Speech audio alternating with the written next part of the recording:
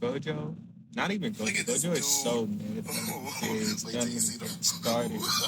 Anyways, No, no. we have Griffin, Ranga, Kiki unit. Anyways, Anime Guardian is something of a special tower defense. There's the big hitters. You got Anime Last Stand, Anime Vanguard. I don't know what the deal is with it. Mediocre at best.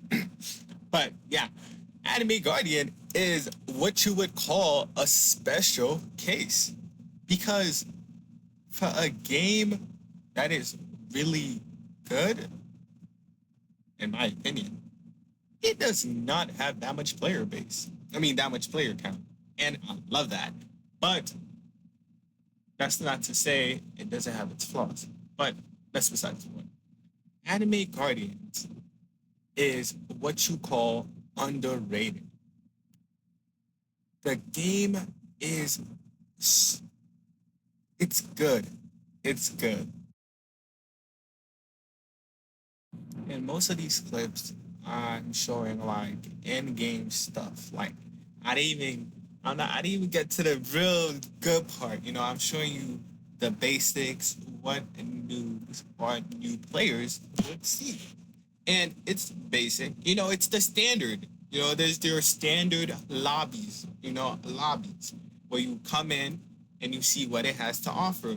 At first, to new players, it is an amalgamation of things. Like you explore, you find out what they mean, and it's a simple UI. But that's not where it shines. I mean, it is basic. I mean, I'm not saying I know where they can improve, but I'm saying it works. It gives you the bare minimum of what to do. I know my tone might sound like I'm criticizing it crazy, but I promise you, this game is actually good. But as it is pretty big, and there's a thing called autoplay, and it can teleport you to anywhere you want. But I had to make sure y'all see the what y'all getting into because it is special. Okay, and this is the Gojo I was talking about. That thing for noobs, I guess it will be all right, but it's a piece of shit. It's a piece of shit. It's garbage. It's garbage. Mediocre at best. It's terrible, but it does start you off, and and it has a decent ability, I guess, for new players. But yeah, rerolls and artifact rerolls. Artifact rerolls are its own different thing. I'm gonna get to that when I can. But rerolls are an essential part of the gameplay, and not necessarily not a bad thing because every game have their own little spin on it. But this game, when the progression is weird, not weird, but weird, because at first as a noob, getting rerolls is like damn near suicide. It's so hard. It's actually crazy. But once you get the hang of it, you find things, you find loopholes and how to properly assimilate and accumulate a couple of rerolls. But if you do get lucky and you roll like Exodia on a good unit early on, like the summonable units, then you straight. The progression won't be smooth, but it will be easier than most. But if you don't, and you're just stuck doing the linear path where you have to get the find a tiny task for some jam, then summon units, and then get the units. Then you go to the lab, you go meet the unit for rerolls, and then you keep spinning it down until you get. There is a bunch of videos out there that will show you how to play the game. But where the game really shines is once you get it out the mud. Once you come out the mud and you are able to have a team of Exodias that are able to get you through what you need to do to grind for the updates that are coming out, then you witness this synergy. You witnessed this peak of pure bliss because they dropped before I joined. They were doing this whole thing, but they dropped 3 new updates. When I was saying they dropped a Dragon Ball update, a Guts update, an Itachi update, and now they drop. Well, never mind. I miscounted five, and then they dropped the JoJo, then a Ranga. The game is not just a tower defense because it's a tower defense. The game is a tower defense because of the synergy of the update. Hear me, hear me. The game does this thing. I don't think it's like, I don't know what it is, but if it's like by choice, it's amazing. Chef Kiss or whoever did it. When they drop an update, their units it feeds, it consumes, it enjoys each other's company. What I mean is, for the Dragon Ball update, it was, I don't know, I never actually tried it, but I did get the Bears unit, and it was pretty easy because all you have to do is just grind. But with it, like then they dropped the Guts update, and I'm like, okay, it's a little tedious, but once you get through it, you're like, all right, I can see. Then you use the Barris unit to help you through the Guts raid, and it's like, okay, Barris is tough. It's killing the bosses. Da da da. You get Guts, a unit that does bleed, and it stop regeneration. And there's Griffin. I just got Griffin like today, and he's good. But Guts have this passes where he just bleeds and he makes sure units don't regenerate. Then they drop the Itachi update, where it's an infinite raid. Well, not really infinite because after wave 1,000, it just kicks you out the game. But the bosses regenerate and the enemies keep getting stronger. But in this game, there's a bunch of buff units that can make your units get stronger over time.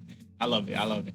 But my point is, Guts is literally built like if you get him to the perfect state where with the perfect artifact, you get Exodia, the the goodest trait, like the trait wise, not like trait wise, I forgot what it's called, but the things that you roll, the S rank, B rank, whatever, you get that on him, and you place him out there with a good team. Like, I'm not doing the game justice because I'm not like giving an more in-depth explanation, but I'm telling you, the Guts is literally just one example.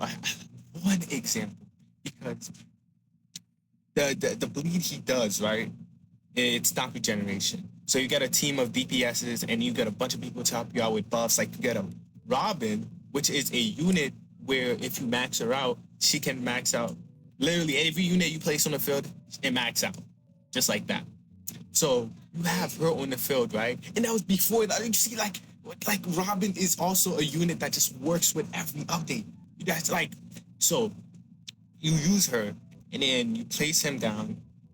Well, you get my point. Yeah, you get other people to join you, right? 6 people. Y'all come in. One person is a support where they have Robin, Mitsuri. Mitsuri is a unit that's really good. She buffs every time she does damage to a unit. She buffs other units on the field. And then there's AI, which is Aroshi. I think that's how you say her name. And she's basically your standard buff. And I don't think she's a money unit. And then, just an amalgamation. So you have a support player that brings support. But you can also bring a unit that does damage and support, like Griffin. Griffin, cause he consumes enemies. I mean, not enemies. He consumes your units, and in return, you can choose between the dark, which is like his attack phase, and the light, which is a buff. And Griffin is really good buff because he just keeps buffing. Because there's this thing called, anyways, doesn't matter. The synergy is crazy because Guts is a bleed. And once you bring him to the Itachi raid with a good team that just brings you gold, that just does the work, it takes you to wave 1,000. And wave 1,000 is nothing special, really. But anyways, the rewards. You get something called an Itachi capsule. And each capsule is a drop chance of 50% from every boss you kill within the wave. And each boss spawns every 10 waves or 5. It doesn't matter. Anyways, it can change due to the modifications because you get random modification cards, which can either be a buff or a debuff in the raid. And so as you watch your units get stronger in the raids and just split, just completely annihilate completely disintegrate the bosses. You're like, okay. Then you come out of the raid and you open the Itachi capsules. And Lord knows you get rewarded for your time. They are not stingy. The game rewards you for you playing the game. When you're in the game and you're actively putting effort, it rewards you. It does not try to take away from your progression. The new phase is a struggle, but that's every game. But once you're out of it, you're out of it for good. Like they make sure you know that you're out of it. So the Itachi capsules you can get in between. And there's no limit. And you can. There's a 50% drops for every boss you kill, and they give rerolls, XP, artifact rerolls. They give you everything, but the main thing they give is Itachi, the unit. But my point was, after the Itachi update, Guts carrying you through Berserk. I mean, not Berserk. Baddest is carrying you through. You got Goku and all the units pushing you through, right? Then they dropped a JoJo update, in which there's it's a lot. It's a lot. So they dropped a JoJo update where you're basically you just got to do the raid like a handful of times, and it was like 20 minutes each. Yeah.